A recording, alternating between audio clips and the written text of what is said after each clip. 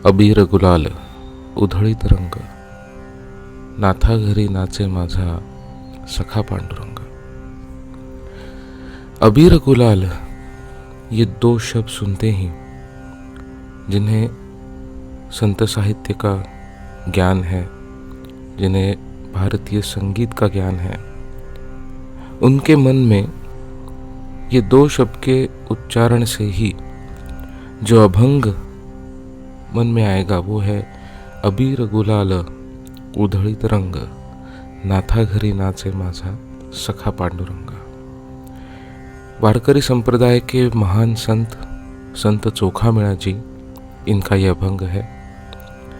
स्वर्गीय पंडित जितेंद्र अभिषेकी, इन्होंने इसे गाया है और ये शब्द और अभिषेकी बुआ जी के स्वर,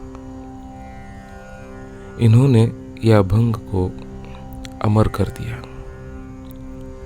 शायद ही कोई मराठी आदमी होगा जिसे यह अभंग पता नहीं। और मैं जानता हूं कि महाराष्ट्र के बाहर जिन्हें मराठी बोलने में या फिर समझने में दिक्कत होती है, लेकिन जिन्हें संत साहित्य से लगाव है, अद्वैत वेदांत से लगाव है, विट्ठल से लगाव है, उन्होंने ये अभंग जरूर सुना होगा। तो उन लोगों के लिए जिन्हें मराठी समझने में दिक्कत है या फिर जिन्हें इस अभंग का भावार्थ सुनने में रुचि है, उनके लिए इस अभंग का भावार्थ सुनाने का मैं प्रयास कर रहा हूँ। दोस्तों, मैं खुद हिंदी भाषिक नहीं हूँ, इसलिए अगर मेरे उच्चारण में कोई चूक हो जाए तो क्षमा कर देना। तो पहले तो ये हम अभंग देखेंगे पूरा और उसके बाद उसका भावार्थ समझने का प्रयास करेंगे। अबीर गुलाल उधळीत रंग, नाथा घरी नाचे माझा सखा पांडुरंग। उंबरठ्यासी कैसे शिवू आम्ही जातीहीन, रूप तुझे कैसे पाहू त्यात आम्ही लीन। पायरीशी होऊ दंग, गाऊनी अभंग, नाथा घरी नाचे माझा सखा पांडुरंग। वाळवंटी गाऊ आम्ही वाळवंटी नाचू, चंद्रभागेच्या पाण्याने अंग अंग न्हाऊ। विठ्ठलाचे नाम घेऊ होऊनी निसंग, नाथा घरी नाचे माझा सखा पांडुरंग। आषाढी कार्तिकी भक्तजन येती, पंढरीच्या वाळवंटी संत गोळा होती। चोका म्हणे नाम घेता भक्त होती दंग, नाथा घरी नाचे माझा सखा पांडुरंग। पहली जो दो पंक्तियां हैं जो हर किसी के मन में गूंजती रहती हैं, उन्हें समझने का प्रयास करेंगे। जब तक वो नहीं समझेंगे तब तक पूरा अभंग जो है उसका अर्थ जो है उसमें वो रुचि न आएगी जो आनी चाहिए। अबीर गुलाल उधळीत रंग, अबीर गुलाल, ये तो रंग आप सभी ने पहचाना होगा, ये कौन सा रंग है। अगर मुझे पूछिए तो अबीर गुलाल उधळीत, उधळीत यानी उड़ाना। जैसे हम रंग खेलते हैं, जैसे रंग उड़ाते हैं त्योहारों में, उसे कहते हैं उधळीत रंग। उधळना यानी आनंद से उसे फहराना। नाथा घरी नाचे माझा सखा पांडुरंग, नाथा घरी, नाथ के घर नाचे, नाच रहा है माझा मेरा सखा यानी मित्र पांडुरंग। यह अबीर गुलाल जो है उसे फहराते हुए नाथ के घर मेरा सखा मित्र पांडुरंग जो है वह नाच रहा है। अब वैसे देखा जाए तो पांडुरंग विट्ठल जो है वो तो पूरे विश्व के नाथ हैं। फिर ये नाथा घरी नाचे, नाथ के घर नाचने का क्या अर्थ हुआ। चलो इसे समझने की कोशिश करते हैं। अगर सीधा सीधा अर्थ देखा जाए तो बस यही है जो मैंने कहा कि नाथ के घर मेरा सखा, मेरा मित्र पांडुरंग नाच रहा है। लेकिन सिर्फ यही समझने से इस पंक्ति की पूरी जो गहराई है वो समझ में ना आएगी। तो अब देखते हैं। बहुत सारे लोगों का ये मानना है, अभी भी है, कि नाथा घरी नाचे। इसका मतलब यह है कि संत एकनाथ महाराज जी के घर पांडुरंग नाच रहे हैं। लेकिन ये गलत है, सरासर गलत है। इसका कारण ये है कि संत एकनाथ महाराज ये 16वीं शताब्दी के संत थे और संत चोखामेला महाराज ये 14वीं शताब्दी के संत थे। तो चोखामेला महाराज पहले आए, संत एकनाथ महाराज बाद में। तो ये भी समझना जरूरी है। अब नाथाघरी का एक अर्थ जो सीधा है वो हो सकता है कि नाथाघरी यानी परमेश्वर के घर। उस परमेश्वर के घर यानी पंढरपुर, क्योंकि पंढरपुर को वारकरी लोग, वैष्णव लोग, विठ्ठल भक्त लोग पूरी सृष्टि का केंद्र मानते हैं, सृष्टि का घर मानते हैं। नाथा का घर, नाथ का घर, नाथ कौन? विठ्ठल। विठ्ठल का घर कौन सा? पंढरपुर। तो पंढरपुर में सुबह होने से पहले जो जिसे हम मराठी में पहाट कहते हैं और हिंदी में जिसे इंग्लिश में जिसे हम डॉन कहते हैं, सुबह होने से पहले।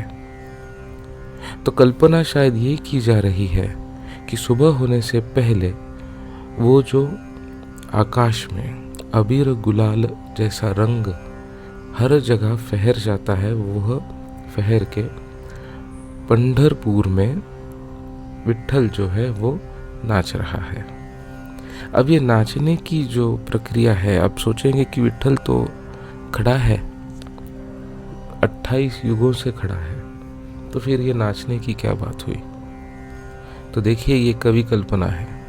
और दूसरी बात ये है कि विठ्ठल जो है वो कृष्ण का अवतार है। कृष्ण तो चंचल है। कृष्ण का नाच तो बस ये नहीं जो सिनेमा में दिखाया जाता है, कृष्ण की लीला भी नाच है। तो वो जो लीला कर रहा है वहां पे पंढरपुर में खड़े होके, उसे भी हम नाथाघरी नाथ से माझा सखा पांडुरंग कह सकते हैं। या फिर एकदम ही सीधे तौर पे जो सुबह सुबह जो आकाश दिख रहा है, अबीर गुलाल की रंग की जो मुक्त फहराव हो रहा है, वो देख के संत चोखामेला जी को लगा होगा कि ये तो जैसे मानो हाथ में पकड़ के, हाथ में गुलाल लेके फहराते हुए मेरा पांडुरंग, मेरा सखा आ रहा है।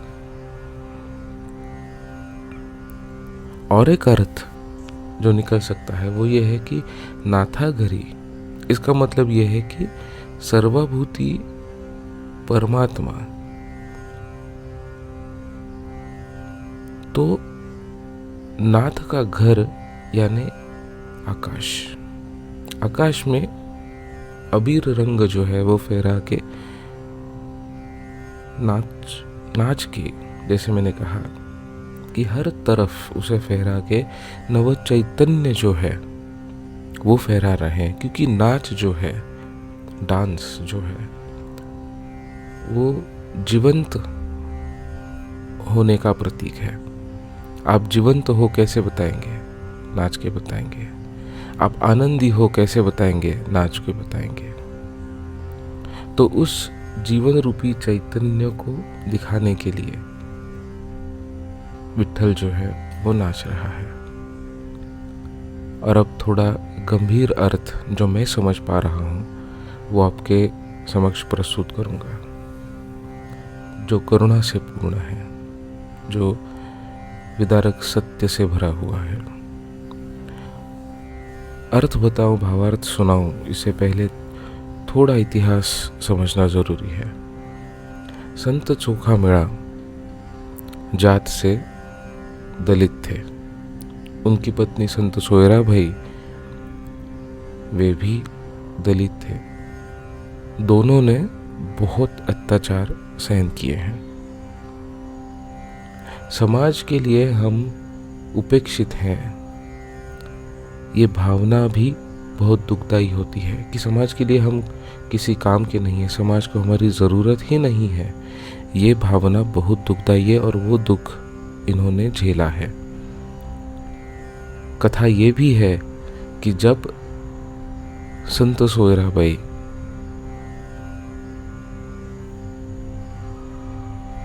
संत चोखामेड़ा ये जब किसी कारण लेके पांडुरंग पंढरपुर में पांडुरंग का जो मंदिर है वहाँ पे जाके पांडुरंग की मूर्ति को स्पर्श करते हैं। वो स्पर्श करने के लिए उन्हें शारीरिक प्रताड़ना का भी सामना करना पड़ा था। तो ये दुख जो है, ये यातना जो है, ये यातना भी बड़ी गंभीर होती है। लेकिन यहाँ पे और एक चीज़ समझना बहुत ज़रूरी है, बहुत ही ज़रूरी है।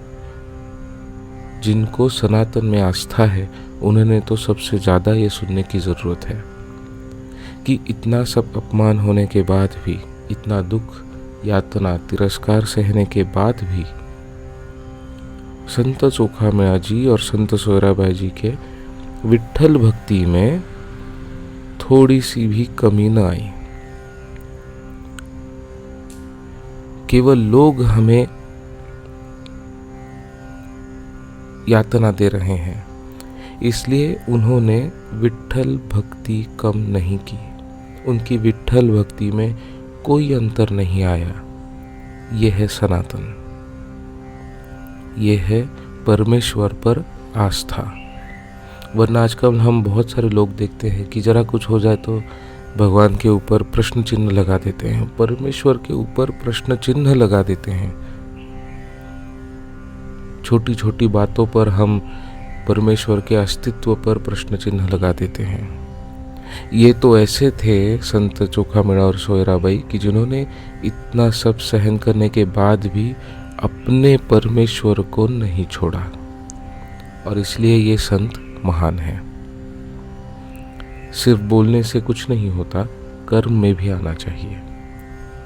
तो अब ये सब सुनने के बाद एक और अर्थ नाथाघरी का जो मेरे मन में आता है वो ये है कि नाथ यानी मालिक। तो पुराने जमाने में सवर्ण जो थे वो ऐसे बर्ताव करते थे कि जो खुद समाज के मालिक हों। जो उच्च जाति के, मैं तो नहीं इसमें इतना पढ़ता, लेकिन जो खुद को समझते थे कि हम समाज के मालिक हैं, तो उनकी उस मंदिर पे भी मलकियत थी। वो समझते थे कि मंदिर पर भी हम ही मालिक हैं। तो पंढरपुर जो है, पंढरपुर का मंदिर जो है, उसके मालिक भी वही हुए। तो विडंबना तो ये है कि तीनों लोगों का स्वामी विट्ठल, उसका जो मंदिर है उसके ये मालिक बन बैठे हैं। तीनों लोगों के स्वामी विट्ठल का जो मंदिर है उसके मालिक बन बैठे ये लोग। कभी कभी ये मन में आता है कि संत चोखामेड़ा जी ने इस विडंबना पर तो भाष्य नहीं किया। ये तो ठीक है कि सुबह सुबह आकाश में ये सब रंगों की खेल हो रहा है, सब हो रहा है, लेकिन कभी कभी ये मन में आता है कि इस विडंबना को तो दर्शित नहीं किया जा रहा है कि नाथाघरी, ये जो मालिक बन बैठे हैं समाज के, जिन्होंने इस मंदिर को भी अपनी मलकियत समझ ले रखी है, वहाँ पे जाके मेरा पांडुरंग, मेरा सखा जो है वो नाच कर रहा है। अब ये मज़ेदार चीज़ है कि जो खुद को मालिक समझते हैं उनके घर में मेरा मित्र जाके नाच रहा है। मेरा मित्र नाच रहा है तो ये मलकियत क्या रह गई? कुछ भी नहीं। तो ये और एक सूक्ष्म अर्थ जो मुझे लगता है वो मैंने आपके सामने प्रस्तुत किया, और जिसमें इस समाज में जो उच्च नीच जो है उस पर, उस विडंबना पर एक टिप्पणी की जा रही है। अब ये संत साहित्य की एक बड़ी बात है कि जिसमें एक ही पंक्ति में हम एक ही पंक्ति पर बात कर रहे हैं पिछले 5-10 मिनट से कि अबीर गुलाल उधळित रंग नाथागरी नाचे माझा सखा पांडुरंग। एक ही पंक्ति में न जाने कितने अर्थ समाये होंगे। अब ये तो जो मैं समझ रहा हूँ वो मैं आपके सामने रख रहा हूँ, शायद किसी को कुछ और दिख जाए। यही संत साहित्य की महानता है। तो आगे अगली पंक्तियां देखते हैं।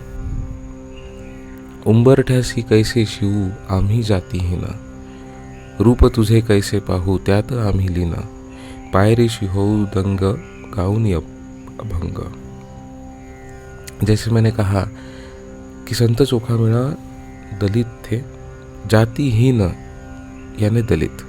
उंबरठ्यासी, उंबरठा का मतलब हिंदी में कैसे बताऊं ये समझ नहीं आ रहा, लेकिन जो प्रवेश द्वार है घर का, उस चौखट को उंबरठा कहते हैं। चौखट के बाहर जो जगह है, चौखट जो है वो उंबरठा है, सीधे सीधे शब्दों में तो दरवाजा, प्रवेश द्वार। कैसे शिवू, शिवू यानी स्पर्श करूं, आम्ही जातिहीन, आम्ही यानी हम जातिहीन, हम जातिहीन हैं, हम दलित हैं।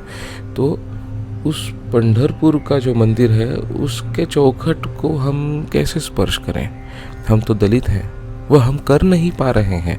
ये दुख जो है, ये दुख यहाँ पे दिख रहा है। संत चोखामेळा अपना दुख प्रकट कर रहे हैं कि हमें जातिहीन कहते हैं, हमें दलित कहते हैं, हम भक्त होके भी तुम्हारे चौखट पर नहीं आ सकते। रूप तुझे कैसे पाहू त्यात आम्ही लीन, लीन होकर तुम्हारा रूप जो है वो हम कैसे देखें, पाहू यानी देखें। तुम्हारे चौखट पर नहीं आ सकते, वहाँ पर खड़े नहीं हो सकते, अंदर नहीं जा सकते, तो तुम्हारा दर्शन कैसे होगा, कैसे होगा।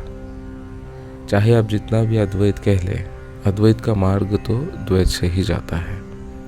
ये द्वैत से अद्वैत का मार्ग है, इसलिए दर्शन बहुत ही महत्वपूर्ण है। बहुत से लोग कहते हैं कि अद्वैत है तो मूर्ति का क्या मतलब हुआ। अद्वैत तो बात की अवस्था है, पहले तो द्वैत समझना होगा, और द्वैत के लिए मूर्ति या फिर वस्तु रूप जो है उसका महत्व समझना होगा। ये दर्शन बहुत बड़ी चीज है, तो उस चक्कर में ना पड़िए कि अद्वैत है तो मूर्ति की कोई जरूरत नहीं। मूर्ति से लेके ही अमूर्त की परिभाषा हम समझ सकते हैं, पहले तो मूर्ति समझ में आनी चाहिए। तो जैसे मैंने पहला कहा कि जातिहीन है, दलित है, तो कोई जाय नहीं दे रहा, हम क्या करें, ये दुख प्रकट हो रहा है। अगर नहीं जाने दे रहे तो क्या करेंगे, पायरीश होऊ दंग गाऊनी अभंग। फिर हम पायरी यानी जो स्टेयर्स हैं, जो पायदान जिसे कहते हैं, वहाँ पे खड़े होंगे। पायरीशी होऊ दंग, हम दंग हो जाते हैं वहाँ पे। गाऊनी अभंग, अभंग गाकर वहीं पे हम दंग हो लेंगे, हमें अंदर नहीं जाते देते, हमें खड़े नहीं होने देते, तो हम वहीं पे दंग हो जाएंगे अभंग गा के। और एक जो चीज़ मैं उसके बारे में और भी बोलूँगा, लेकिन जातिहीन जो है वो दलितों के लिए कहा जाता है, या फिर जो जिसे हम पिछड़ा वर्ग कहते हैं उन्हें कहा जाता है कि जो जिन्हें जाति नहीं होती, जिनकी जाति जो है वो ग्राह्य नहीं होती समाज में। लेकिन और एक अर्थ जो मेरे मन में आता है कि जातिहीन का अर्थ यह है कि जिसे जात नहीं होती। आप बताइए, आकाश की क्या जाति है, परमेश्वर की क्या जाति है, पानी की क्या जाति है, नदी की क्या जाति है, पहाड़ों की क्या जाति है, पृथ्वी की क्या जाति है। इसका मतलब ये है कि परमेश्वर का जो नैसर्गिक रूप है उसकी कोई जाति नहीं होती, गुरु की कोई जाति नहीं होती। तो जातिहीन होना तो मेरे हिसाब से अच्छी बात है। क्योंकि जात नहीं, इसका मतलब हम निसर्ग और परमेश्वर के और भी नजदीक हैं।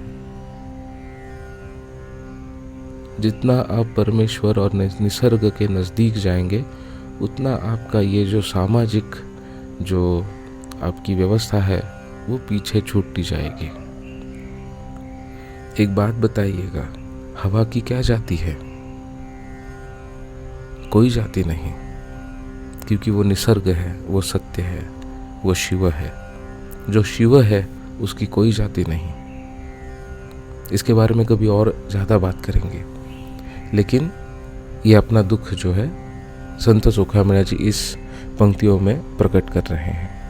आगे देखेंगे कि वाळवंटी गाऊ आम्ही वाळवंटी नाचू, चंद्रभागेच्या पाण्याने अंग अंग न्हाऊ, विठ्ठलाचे नाम घेऊ होऊनी निसंग। वाळवंटी, वाळवंट यानी रेगिस्तान। अब ये वाळवंट जो है, चंद्रभागा नदी जो है, जो पंढरपुर के यहाँ से बहती है, उसका वाळवंट या तो ये वाळवंट जो है वो चंद्रभागा नदी के बाजू में, जो नदी के किनारे जो छोटा वालू के जो जगह होती है, उसे भी हम मराठी में वाळवंट कहते हैं। तो रेगिस्तान का मतलब ये नहीं है कि रेगिस्तान में चले गए। मराठी में इसका अर्थ है नदी के किनारे जो वालू की ज़मीन होती है, उसे हम वाळवंट कहते हैं। तो पंढरपुर के यहाँ पे एक बहुत बड़ी ऐसी ज़मीन है, वहाँ पे आपको बहुत सारी जगह ऐसी मिल जाएगी जहाँ पे वारकरी जो है वो आते हैं, एक साथ बैठते हैं, जमा होते हैं, और वहाँ पे पुराने दिनों में भी अभंग का गायन होता था, कीर्तन होता था, तो बहुत सारी चीज़ें होती थी। तो वाळवंटी गाऊ आम्ही वाळवंटी नाचू। ठीक है, अगर आप मंदिर में नहीं आने देते, आपका राज है, आप खुद को मालिक समझते हैं समाज का, ठीक है, नहीं जाएंगे हम मंदिर में। लेकिन उस चंद्रभागा की तट पर, नदी के तट पर जाने से तो हमें कोई नहीं रोक सकता। वहाँ पे तो हम जाएंगे, वहाँ पे हम गाएंगे भी और नाचेंगे भी। गाएंगे क्या? अभंग, विठ्ठल का नाम, और नाचेंगे भी। अगर हमारा नाथ जो है, हमारा परमेश्वर जो है विठ्ठल, अगर वो नाच सकता है तो हम क्यों नहीं? हम भी आनंद मनाएंगे, हम भी उत्सव मनाएंगे। चाहे कुछ भी हो जाए, हम पांडुरंग को नहीं छोड़ेंगे। जो मैंने कहा पहले कि दुनिया चाहे जितनी भी हमें यातना दे, दुख दे, हम पांडुरंग को नहीं छोड़ेंगे। हम तो भक्त हैं। भक्त का धर्म सबसे बड़ा होता है। आपको भी जान के हैरानी होगी कि जो सेवक है, जो दास है, उसका धर्म बहुत कठिन होता है मालिक से भी। तो वाळवंटी गाऊ आम्ही वाळवंटी नाचू, हम वहाँ जाएंगे, चंद्रभागा के तट पे जाएंगे, वहाँ पे गाएंगे, वहाँ पे नाचेंगे।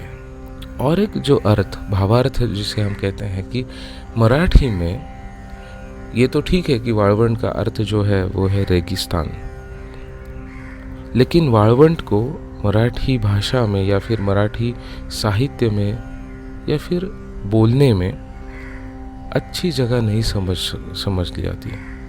वाळवंट को ऐसी चीज़, ऐसी जगह समझते हैं जहाँ पे पानी कम है, जहाँ पे गर्मी बहुत ज़्यादा है, जहाँ पे चलोगे तो आपके पैर जो है वो गर्मी से छिल जाएंगे, वहाँ पे कुछ नहीं उगता। मराठी में एक वाक्प्रचार है, आयुष्याचं वाळवंट होणे, आयुष्य का रेगिस्तान हो गया। तो आप समझ सकते हैं कि वाळवंट को इतनी अच्छी जगह, सुखदायी जगह नहीं समझते। तो ये भी अर्थ मेरे मन में आ गया कि वाळवंटी गाऊ, अगर आपने हमारे लिए ये वाळवंट, ये रेगिस्तान बना ही दिया है, ये किनको कह रहे हैं? जो खुद को अपना मालिक समझते हैं समाज को। ये संत चोखामेळा जी उनके बारे में कह रहे हैं कि अगर आपने ये वाळवंट हमारे लिए बना ही दिया है कि ये यातना अगर आपने दी ही दे, तो ठीक है, हम तो उसे भी अपने भक्ति का मार्ग में एक तीर्थ क्षेत्र बना देंगे। अब आपने तो अपने रेगिस्तान दे दिया, आपने समाज से दूर कर दिया। हम पर यातनाएं की, हमें मंदिर में प्रवेश नहीं दे रहे हो आप, ठीक है, यही सही। अपने भाग्य को जैसा है वैसा मान लेना और उस भाग्य को देखते हुए कर्म करना, यही कर्म योग है। संत इसलिए महान है, संत इसलिए महान नहीं है कि उन्होंने पदों की रचना की। संत इसलिए महान है कि उनके जीवन में जो भी उनके भाग्य में लिखा था उसके अनुरूप जीते हुए धर्म और कर्म को उन्होंने नहीं छोड़ा। वाळवंटी गाऊ वाळवंटी नाचू। अब आप समझ सकते हैं कि रेगिस्तान तो हो गया, चंद्रभागा के तट पर तो हम गाएंगे, तो हम करेंगे ही, लेकिन ये जो हमारे जीवन को आपने रेगिस्तान बनाने की जो ये प्रयास किया है, तो उसी रेगिस्तान को हम अपनी कर्म भूमि समझेंगे। वही रेगिस्तान हमारे लिए कर्म भूमि हो गया, क्योंकि हम तो वहाँ पे गाएंगे, वहाँ पे नाचेंगे। उस भाग्य को हमने अपना कर्म भूमि बना लिया है। सीखने की चीज़ तो यही है, संत महात्मा जो हैं उनसे यही सीखना चाहिए। चंद्रभागेच्या पाण्याने अंग अंग न्हाऊ। नहीं, ठीक है, आप मंदिर में नहीं आने देते, चंद्रभागा में तो जा सकते हैं। उस चंद्रभागा में, उस पवित्र नदी में डुबकी तो लगा सकते हैं। और एक अर्थ जो सूक्ष्म अर्थ है वो चंद्रभागा के पाण्याने अंग अंग न्हाऊ। चंद्रभागेच्या पाण्याने, चंद्रभागा का जो पानी है उससे अंग अंग न्हाऊ यानी नहा लेंगे उससे। अंग अंग न्हाऊ का मतलब ये है कि हम पवित्र होते रहेंगे। चंद्रभागा का पानी जो है उसे हम पवित्र मानते हैं, वो तो पवित्र होने से कोई नहीं रोक सकता, तो हम होते रहेंगे। अपने भाग्य पर, भाग्य के अनुरूप कर्म करते हुए धर्म और भक्ति का मार्ग जो है वो हम नहीं छोड़ेंगे। हम गाएंगे, हम नाचेंगे भी, और उस चंद्रभागा का जो पानी जो है उससे पवित्र भी होते रहेंगे। परमेश्वर में आस्था देखिए, संत चोखामेणा जी की आस्था देखिए, और कर्मयोग और अपने धर्म के प्रति सजग होना किसे कहते हैं ये भी देखिए। और बाद में कहते हैं कि विठ्ठलाचे नाम घेऊ होऊनी निस्संग। विठ्ठल का नाम लेंगे हम, होऊनी निस्संग। निस्संग यानी एक अवस्था है जहाँ पे कोई संग नहीं होता, कोई कुछ नहीं होता, अस्तित्व भी नहीं होता, कुछ नहीं होता। वो एक अवस्था है जब आप दंग हो जाते हैं। आपका जो इष्ट देव है उसका नामस्मरण करते करते आप दंग हो जाएंगे, आजू बाजू कुछ नहीं समझ आएगा, कौन है, क्या है, हम कहाँ पर हैं। वो जो अवस्था है उसे कहते हैं निसंग।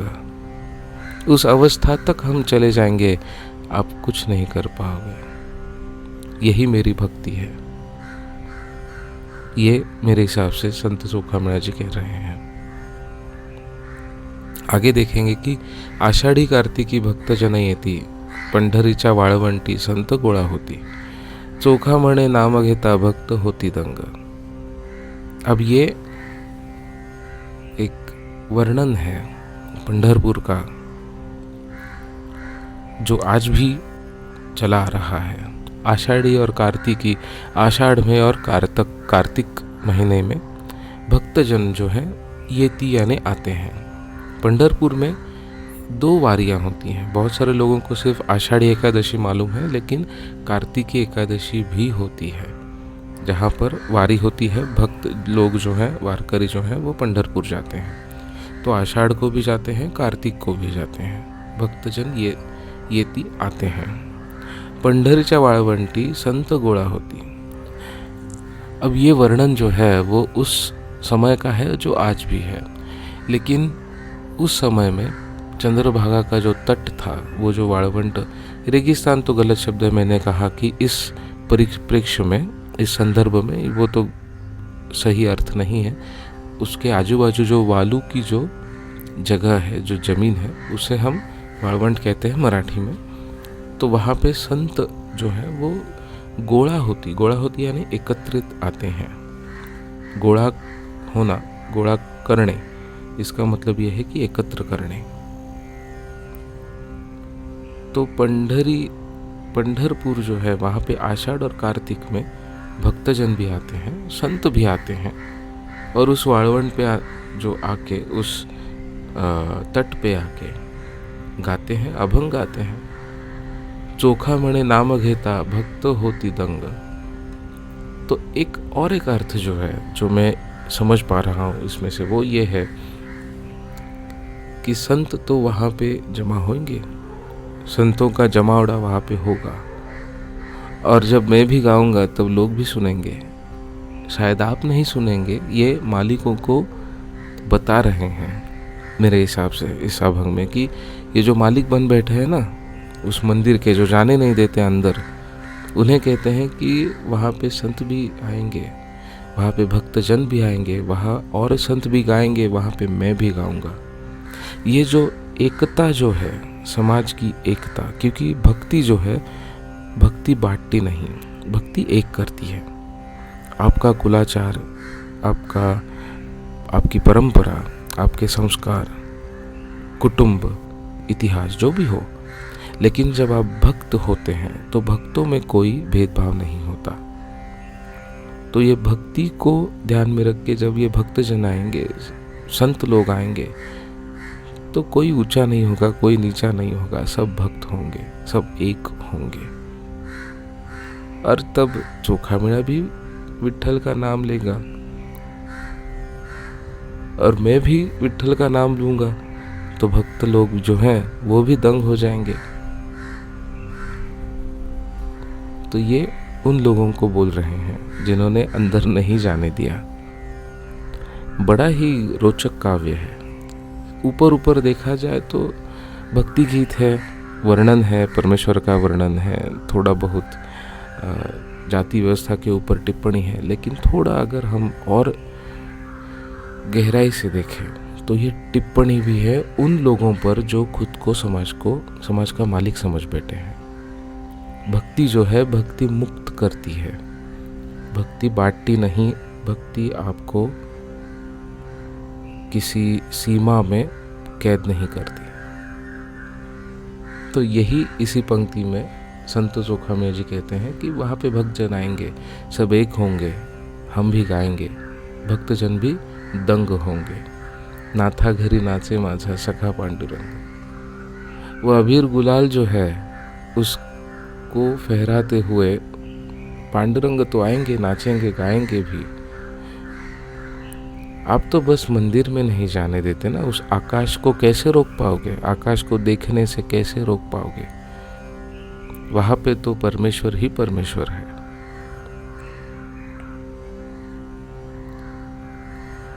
तो दोस्तों, ये था अबीर गुलाल उधळी तरंग, नाथा घरी नाचे माझा सखा पांडुरंग, इस संत चोखा मीणा जी के अभंग का भावार्थ जो मैं समझ पाया हूँ। उसका मराठी भावार्थ जो है, ये उसको हिंदी में उसको समालोचन करना ज़रूरी इसलिए था कि बहुत सारे लोगों को यह अभंग मालूम है, लेकिन इसका अर्थ और उसके जो पटल है उस अर्थ के, वो मालूम नहीं होते। इसलिए उस अभंग का रस जो है वो परिपूर्णता से नहीं ले पाते। तो इस मेरे विवेचन से शायद आपको और भी रस आ जाए पांडुरंग भक्ति में। इस अभंग को गाते हुए आपको और भी रुचि आए, क्योंकि जब अर्थ मालूम हो, जब भावार्थ मालूम हो, तो उस काव्य को, उस अभंग को गाने में और भी रुचि आती है, उसमें और भी रस आता है।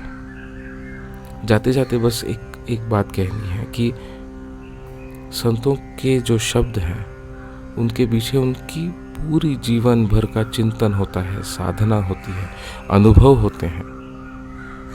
इसलिए इन शब्दों को सीधा हमने नहीं लेना चाहिए। गहराई में जाकर संदर्भ देखना चाहिए कि क्या है, परिप्रेक्ष्य देखना चाहिए। तो कभी कभी जैसा है वैसा अगर आप समझने लगेंगे तो शायद मूल अर्थ जो है या फिर संत महात्मा जो हमें कहना चाहते हैं उससे हम दूर जा सकते हैं।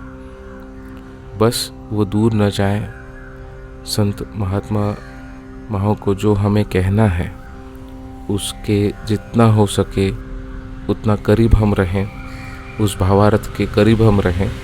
इसलिए ये मेरा प्रयास था। आपको ये भावार्थ कैसा लगा ज़रूर बताइएगा। अच्छा लगे तो शेयर भी कीजिएगा। जाने जो लोगों को इस अभंग में रुचि है, जो समझना चाहते हैं और जिन्हें मराठी नहीं आती, उन तक हम ये भावार्थ पहुंचा सके, सारे विट्ठल भक्तों तक ये भावार्थ पहुंचा सके। धन्यवाद। अगर आपको ये प्रयास अच्छा लगे तो इस वीडियो को लाइक कीजिएगा, शेयर भी कीजिएगा।